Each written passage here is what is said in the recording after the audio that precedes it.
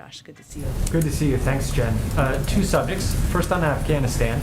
The president said that any additional evacuations will go through diplomatic channels and that the United States has leverage over the Taliban. Can you tell us what those channels look like and what kind of leverage the United States has? Absolutely. Well, first I would say, I would point you to the remarks that the Secretary of State provided last night, but let me give you some highlights of that. We have enormous leverage over the Taliban, including access to the global marketplace. That's not a small, it's not a small piece of leverage. And in order to gain access to the global marketplace, we're going to be watching closely, as will the global community. I would note that yesterday the UN Security Council also passed a resolution that made clear to what the expectation is in terms of safe travel and evacuation, or departure, I should say, of individuals who want to leave Afghanistan.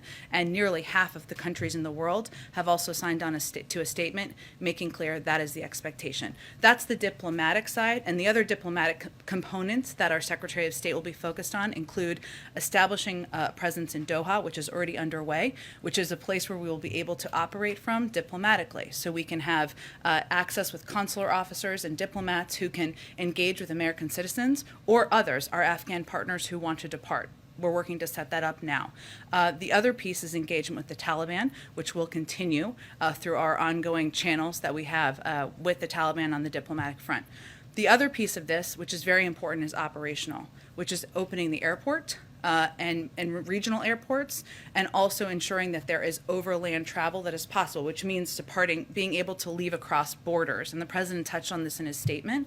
On the airport front, the more specific piece we're working on with the Qataris and the Turks, who are important partners here, is getting the civilian side of the airport up and operational again, so that we can use that not just for flights for people to depart, but also for humanitarian assistance, which we would work through programs like the World Food Program and others to distribute. So there are a number of channels. This is a priority the Secretary of State will be leading. They'll continue to provide updates, and we're hoping to make progress in the coming days.